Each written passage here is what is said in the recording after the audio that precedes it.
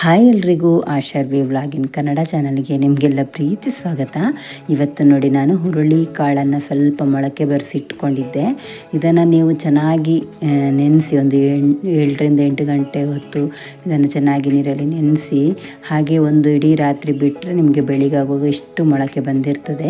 ಜಾಸ್ತಿ ಮೊಳಕೆ ಬರಬೇಕು ಅಂತಿದ್ರೆ ನೀವು ಇನ್ನೂ ಸ್ವಲ್ಪ ಜಾಸ್ತಿ ಹೊತ್ತು ಇಡಬೇಕಾಗ್ತದೆ. ಇದನ್ನು ಈಗ ನಾವು ಬೇಯಿಸ್ಕೊಳ್ಳುವ. ಇದರಲ್ಲಿ ಒಂದು 2 ಕಪ್ಪಷ್ಟು ಹುರುಳಿಕಾಳಿದೆ. ನಾನು ಕುಕ್ಕರಿಗೆ ಹಾಕ್ಕೊಂಡು ಆನಂತರ ಅದನ್ನು ಮುಳುಗುವಷ್ಟು ನೀರು ಹಾಕ್ಕೊಂಡೆ. ಹುರುಳಿಕಾಳು ಮುಳುಗುವಷ್ಟು ನೀರು ಹಾಕ್ಕೊಂಡು 1 ಚಮಚ ಉಪ್ಪು ಕೂಡ ಹಾಕ್ಕೊಂಡಿದ್ದೇನೆ. ಇದನ್ನು ಈಗ ನಾವು ಗ್ಯಾಸ್ ಮೇಲೆ ಇಟ್ಟು ಬೇಯಿಸ್ಕೊಳ್ಬೇಕು. ಈ ಹುರುಳಿಕಾಳು ತಿನ್ನೋದ್ರಿಂದ ಮೊಳಕೆ ಬರೆಸಿರೋದು ತುಂಬ ಒಳ್ಳೆಯದು. ಇದರಲ್ಲಿ ತುಂಬ ಪ್ರೋಟೀನ್ ಅಂಶ ಎಲ್ಲ ಇದೆ ನೋಡಿ. ಇವಾಗ ನಾವು ಇದಕ್ಕೊಂದು ಮಸಾಲೆಯನ್ನು ರೆಡಿ ಮಾಡೋಣ. ಗ್ಯಾಸ್ ಮೇಲೆ ಸಣ್ಣ ಉರಿಯಲ್ಲಿ ಬಾಣಲೆ ಇಟ್ಕೊಂಡಿದ್ದೇನೆ. ಗ್ಯಾಸ್ ಮೇಲೆ ಅದಕ್ಕೊಂದು 1 ಚಮಚದಷ್ಟು ಎಣ್ಣೆ ಕೂಡ ಹಾಕ್ಕೊಂಡು ಒಂದು 5ರಿಂದ 6 ಮೆಣಸನ್ನು ಕೂಡ ಇಲ್ಲಿ ಹಾಕ್ಕೊಂಡಿದ್ದೇನೆ. ನಿಮಗೆ ಖಾರ ಜಾಸ್ತಿ ಬೇಕಂದರೆ ನೀವು ಮೆಣಸನ್ನು ಜಾಸ್ತಿ ಹಾಕ್ಕೊಳ್ಳಿ. ಇಲ್ಲಿ ಇದು ಚೆನ್ನಾಗಿ ಫ್ರೈ ಆದ ನಂತರ ಒಂದು 2 ಚಮಚದಷ್ಟು ನಾವು ಕೊತ್ತಂಬರಿ ಬೀಜವನ್ನು ಹಾಕ್ಕೊಳ್ಬೇಕಂದ್ರೆ ಧನಿಯಾ ಕಾಳನ್ನು ಹಾಕ್ಕೊಳ್ಬೇಕು. ಇಲ್ಲಿ ಇದಕ್ಕೆ ತುಂಬ ಮಸಾಲೆ ಅಂತ ಹಾಕಲಿಕ್ಕಿಲ್ಲ, ಇಷ್ಟು ಸಿಂಪಲ್ಲಾಗಿ ಮಾಡುವಂಥದ್ದು. ಆದರೆ ರುಚಿ ಮಾತ್ರ ತುಂಬ ಚೆನ್ನಾಗಿರ್ತದೆ. ಈ ಕೊತ್ತಂಬರಿ ಬೀಜ ಹಾಕ್ಕೊಂಡ ನಂತರ ಇದನ್ನು ಕೂಡ ಕೆಂಪಾಗೋ ತನಕ ನಾವು ಹುರಿಬೇಕು. ನೋಡಿ ಇವಾಗ ಚೆನ್ನಾಗಿ ಕೆಂಪಾಗಿದೆ. ಇಲ್ಲಿ ನೋಡಿ ಕುಕ್ಕರಲ್ಲಿ ನಾನು ಏನು ಹುರುಳಿಕಾಳು ಬೇಯಲಿಕ್ಕೆ ಇಟ್ಟಿದೆ, ಇದು ವಿಶಿಲ್ ಬರ್ತಾ ಇದೆ. ಇದು ಒಂದು ನೀವು 4ರಿಂದ 5 ಸತಿ ಆದರೂ ಈ ರೀತಿ ಸೀಟಿ ಬರೋ ತನಕ ಬಿಡಬೇಕು. ಚೆನ್ನಾಗಿ ಬೇಯ್ತದೆ, ಇಲ್ಲಾಂದರೆ ಅದು ಬೇಗ ಬೇಯೋದಿಲ್ಲ. ಈಗ ನಾವು ಮಸಾಲೆ ಫ್ರೈ ಮಾಡಿಟ್ಟದು ತಣ್ಣಗಾಗಿದೆ. ಮಿಕ್ಸಿ ಜಾರಿಗೆ ಹಾಕ್ಕೊಳ್ಳುವ. ಇದನ್ನು ಮಿಕ್ಸಿ ಜಾರಿಗೆ ಮೆಣಸು ಮತ್ತು ಕೊತ್ತಂಬರಿ ಹಾಕ್ಕೊಂಡ ನಂತರ ನೋಡಿ ಒಂದಿಷ್ಟು ಹುಳಿಯನ್ನು ಹಾಕ್ಕೊಂಡಿದ್ದೇನೆ. ಅಂದರೆ ಹುಣಸೆ ಹಣ್ಣನ್ನು ಒಂದು ಸಣ್ಣ ಲಿಂಬೆ ಗಾತ್ರದಷ್ಟು ದೊಡ್ಡಕ್ಕೆ ಹಾಕ್ಕೊಂಡಿದ್ದೇನೆ. ಆನಂತರ ಒಂದು ಅರ್ಧ ಗಡಿಯಷ್ಟು ಕಾಯಿಯನ್ನು ತುರಿದಿಟ್ಟಿದ್ದೆ, ಅದನ್ನು ಕೂಡ ಇಲ್ಲಿ ಸೇರಿಸ್ತಾ ಇದ್ದೇನೆ. ಒಂದು ಇಡೀ ಮೀಡಿಯಮ್ ಗಾತ್ರದ ಕಾಯಿಯಲ್ಲಿ ಅರ್ಧ ಗಡಿಯನ್ನು ನಾನು ಇಲ್ಲಿ ಸಹ ಹಾಕ್ಕೊಂಡದ್ದು. ಇದನ್ನು ಹಾಕ್ಕೊಂಡ ನಂತರ ಒಂದು 1/4 ಚಮಚದಷ್ಟು ಅರಿಶಿನ ಕೂಡ ಹಾಕ್ಕೊಳ್ಬೇಕು. ಇದಕ್ಕೆ ಈಗ ನಾವು ಸ್ವಲ್ಪ ನೀರನ್ನು ಹಾಕ್ಕೊಂಡು ಇದನ್ನು ನೈಸಾಗಿ ರುಬ್ಬಿ ತರುವ. ಅಷ್ಟೊತ್ತಿಗೆ ನಮಗೆ ಕುಕ್ಕರಲ್ಲಿ ನಾವು ಹುರುಳಿಕಾಳು ಬೇಯಿಸ್ಲಿಕ್ಕೆ ಇಟ್ಟಿದ್ದೆವು, ಅದು ಸೀಟಿ ಹೋಗಿ ತಣ್ಣಗಾಗಿರ್ತದೆ. ನೋಡಿ ಈಗ ಒಂದು ಸತಿ ನಾನು ಇದನ್ನು ರುಬ್ಬಿ ತಂದಾಯಿತು. ಈಗ ಇದಕ್ಕೊಂದು 3 ಎಸಳಷ್ಟು ಬೆಳ್ಳುಳ್ಳಿಯನ್ನು ಹಾಕ್ಕೊಂಡಿದ್ದೇನೆ. 2ರಿಂದ 3 ಹಾಕಿದರೆ ಸಾಕಾಗ್ತದೆ. ಆನಂತರ ಒಂದು ಅರ್ಧ ಚಮಚದಷ್ಟು ನೋಡಿ ಜೀರಿಗೆ, ಹಸಿ ಜೀರಿಗೆ ಇದು, ಅದನ್ನು ಕೂಡ ತಗೊಂಡಿದ್ದೆ, ಅದನ್ನು ಸೇರಿಸ್ತಾ ಇದ್ದೇನೆ.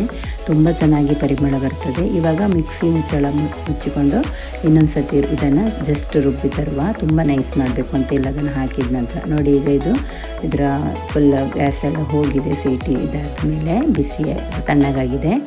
ಇದು ನೋಡಿ ಚೆನ್ನಾಗಿ ಬೆಂದಿದೆ. ಇಷ್ಟು ನೀವು 4-5 ವಿಶಿಲ್ ಇಟ್ಟರೆ ಚೆನ್ನಾಗಿ ಬೇಯ್ತದೆ. ನೀವು ಬೇಗ ಒಂದು 2 ವಿಶಿಲೆಲ್ಲ ಇಟ್ಟು ನಿಲ್ಲಿಸಿದರೆ ಅದಷ್ಟು ಚೆನ್ನಾಗಿ ಬೇಯೋದಿಲ್ಲ. ಚೆನ್ನಾಗಿ ಬೆಂದಿದೆ ಇದು. ಇದನ್ನು ನಾವು ಪಕ್ಕಕ್ಕೆ ಇಟ್ಕೊಳ್ಳೋಣ. ಇವಾಗ ನಾನು ಇನ್ನೊಂದು ಬಾಣಲೆ ಇಟ್ಕೊಂಡೆ. ಇದಕ್ಕೊಂದು 4ರಿಂದ 5 ಚಮಚ ಎಣ್ಣೆಯನ್ನು ಕೂಡ ಹಾಕ್ಕೊಳ್ತಾ ಇದ್ದೇನೆ. ಇದಕ್ಕೆ ಸಿಂಪಲ್ಲಾಗಿ ಸಾಸಿವೆ ಒಗ್ಗರಣೆ ಕೊಟ್ಟು ನೀವು ಹುರುಳಿಕಾಳು ಹಾಕಿ ಮಸಾಲೆ ಸೇರಿಸ್ಕೊಂಡ್ರೂ ಆಗ್ತದೆ. ನಾನಿಲ್ಲಿ ಒಂದು 2 ಗಡ್ಡೆ ನೀರುಳ್ಳಿ ಕೂಡ ಹಾಕ್ಕೊಂಡಿದ್ದೆ. ನೋಡಿ ಈಗ ಒಂದು ಅರ್ಧ ಚಮಚ ಸಾಸಿವೆನ ಹಾಕ್ಕೊಂಡೆ. ಹಾಗೆ ಒಂದು ಮೆಣಸು, ಒಂದು ಸ್ವಲ್ಪ ಕರಿಬೇವು ಸೊಪ್ಪನ್ನು ಹಾಕ್ಕೊಂಡಿದ್ದೇನೆ. ಚೆನ್ನಾಗಿ ಸಿಟಪಟ ಅಂದಿದೆ ಸಾಸಿವೆ. ಈಗ ಇದಕ್ಕೆ ಕಟ್ ಮಾಡಿದ ಒಂದು 2 ಗಡ್ಡೆಯಷ್ಟು ಈರುಳ್ಳಿಯನ್ನು ಕಟ್ ಮಾಡಿಟ್ಟಿದ್ದೆ, ಅದನ್ನು ಸೇರಿಸ್ತಾ ಇದ್ದೇನೆ. ಇದು ಚೆನ್ನಾಗಿ ಫ್ರೈ ಆಗಬೇಕು. ಈರುಳ್ಳಿ ಹಾಕಲೇಬೇಕು ಅಂತ ಇಲ್ಲ, ಸಿಂಪಲ್ಲಾಗಿ ಒಗ್ಗರಣೆ ಹಾಕ್ಕೊಂಡ್ರೂ ಸಾಕಾಗ್ತದೆ. ಇದಕ್ಕೀಗ ನಾವು ಈ ಹುರುಳಿಕಾಳು ಬೇಯಿಸಿಟ್ಟಿದ್ದೇವಲ್ಲ ಅದನ್ನು ಸೇರಿಸ್ಕೊಳ್ಬೇಕು. ಬರೀ ಹುರುಳಿಕಾಳನ್ನು ಮಾತ್ರ ತೆಗೆದು ಸೇರಿಸ್ಕೊಳ್ಳಿ, ನೀರನ್ನು ಹಾಗೆ ಇಟ್ಕೊಳ್ಳಿ. ಮಿಕ್ಸಿ ಜಾರಿಗೆ ಹಾಕಿ ಮಿಕ್ಸ್ ಮಾಡಿ ಹಾಕಲಿಕ್ಕೆ ಬೇಕಾಗ್ತದೆ, ಇಲ್ಲಾಂದರೆ ತುಂಬ ನೀರಾಗ್ತದೆ ಅದಕ್ಕೆ. ಈಗ ಹುರುಳಿಕಾಳನ್ನು ಮಾತ್ರ ಹಾಕಿ ಚೆನ್ನಾಗಿ ಮಿಕ್ಸ್ ಮಾಡಿದೆ. ಈಗ ನಾವೇನು ರುಬ್ಬಿಟ್ಟಿದ್ದೆವು ಮಸಾಲೆ ಅದನ್ನು ಕೂಡ ಸೇರಿಸ್ಕೊಳ್ಬೇಕು.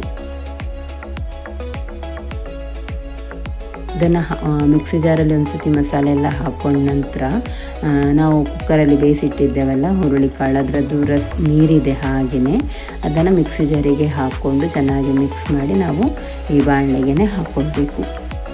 ಇಲ್ಲಾಂದರೆ ನೀವು ವಾಪಸ್ ನೀರು ಹಾಕ್ಕೊಂಡ್ರೆ ತುಂಬ ನೀರಾಗ್ತದೆ. ಅದಕ್ಕೋಸ್ಕರ ನಾವು ಹುರುಳಿಕಾಳಿನ ನೀರನ್ನೇ ಸೇರಿಸ್ಕೊಳ್ಬೋದು ಈ ರೀತಿಯಾಗಿ. ಮತ್ತು ಹುರುಳಿಕಾಳು ತಿನ್ನೋದ್ರಿಂದ ತುಂಬ ಒಳ್ಳೆಯದು, ತುಂಬ ಪ್ರೋಟೀನ್ ಇದೆ, ಕಬ್ಬಿಣಾಂಶ ಉಂಟು ಅದರಲ್ಲಿ. ಹಾಗೆ ಯಾವಾಗಾದರೂ ತಿಂಗಳಿಗೆ 1 ಸತಿ ಆದರೂ ಈ ರೀತಿ ಮೊಳಕೆ ಬರೆಸಿ ಅದನ್ನು ಯೂಸ್ ಮಾಡ್ತಿದ್ರೆ ತುಂಬ ಒಳ್ಳೆಯದು. ಮೊದಲಿನ ಕಾಲದಲ್ಲೆಲ್ಲ ಗಂಜಿ ಚಟ್ನಿ ಅಂತ ಹುರುಳಿ ಚಟ್ನಿಯನ್ನೆಲ್ಲ ಜಾಸ್ತಿ ಮಾಡ್ತಿದ್ರು. ನಾನಿದರಲ್ಲಿ ಈ ರೀತಿ ಮೊಳಕೆ ಬರೆಸಿ ಪಲ್ಯ ಅಂದರೆ ಒಂಥರ ಗಸಿ ಥರ ಮಾಡಿದ್ದೇನೆ. ತುಂಬ ಚೆನ್ನಾಗಿರ್ತದೆ. ನೀವು ಒಂದು ಸತಿ ಟ್ರೈ ಮಾಡಿ. ಇದು ಇನ್ನೂ ಚೆನ್ನಾಗಿ ಕುದಿ ಬರಬೇಕು. ಇದಕ್ಕೀಗ ನಾವು ನೋಡಿಕೊಂಡು ಒಂದು ಸ್ವಲ್ಪ ಉಪ್ಪನ್ನು ಕೂಡ ಸೇರಿಸ್ಕೊಳ್ಳುವ. ಆವಾಗ ಹುರುಳಿಕಾಳಿಗೆ ತಕ್ಕ ನಾನು ಹಾಕಿದ್ದೆ 1 ಚಮಚ. ಈಗ ಒಂದು ಅರ್ಧ ಚಮಚದಷ್ಟು ಉಪ್ಪು ಹಾಕ್ಕೊಂಡೆ. ಆನಂತರ 1-2 ಸಣ್ಣ ತುಂಡು ಬೆಲ್ಲ ಕೂಡ ಸೇರಿಸ್ಕೊಂಡಿದ್ದೇನೆ. ನಿಮಗೆ ಬೆಲ್ಲ ಇಷ್ಟ ಇದ್ದರೆ ಮಾತ್ರ ನೀವು ಹಾಕ್ಕೊಳ್ಳಿ, ಇಲ್ಲಾಂದರೆ ಪರವಾಗಿಲ್ಲ. ಇನ್ನೂ ಸಹ ಖಾರ ಬೇಕಂದರೆ ಖಾರ ಪುಡಿ ಕೂಡ ಸೇರಿಸ್ಕೊಳ್ಬೋದು. ಇದು ಚೆನ್ನಾಗಿ ಕುದಿ ಬಂದರೆ ನಮಗೆ ರುಚಿಯಾದ ಹುರುಳಿಕಾಳಿನ ಪಲ್ಯ ರೆಡಿ ಆಗ್ತದೆ. ಇದು ತಣ್ಣಗಾದ ನಂತರ ಗಟ್ಟಿ ಕೂಡ ಆಗ್ತದೆ. ಹಾಗೆ ಮೊದಲನೇ ಬಾರಿಗೆ ಯಾರಾದರೂ ವೀಡಿಯೋ ನೋಡ್ತಾ ಇದ್ದರೆ ಪ್ಲೀಸ್ ಸಬ್ಸ್ಕ್ರೈಬ್ ಮಾಡ್ಕೊಳ್ಳಿ. ಹಾಗೆ ಪಕ್ಕದಲ್ಲಿರೋ ಬೆಲ್ ಐಕಾನ್ ಕ್ಲಿಕ್ ಮಾಡಿದರೆ ನಾನು ಹಾಕೋ ನ್ಯೂ ರೆಸಿಪಿ ಎಲ್ಲ ನಿಮಗೆ ನೋಟಿಫಿಕೇಷನಲ್ಲಿ ಬರ್ತದೆ. ಮತ್ತು ವಿಡಿಯೋ ಇಷ್ಟ ಆಗಿದ್ದರೆ ಪ್ಲೀಸ್ ಲೈಕ್ ಮಾಡಿ. ನೋಡಿ ಇದೀಗ ತಣ್ಣಗಾಗಿದೆ, ಎಷ್ಟು ಗಟ್ಟಿ ಬಂದಿದೆ. ಈ ರೀತಿ ನೀವು ಒಂದು ಸತಿ ಟ್ರೈ ಮಾಡಿ. Thank you.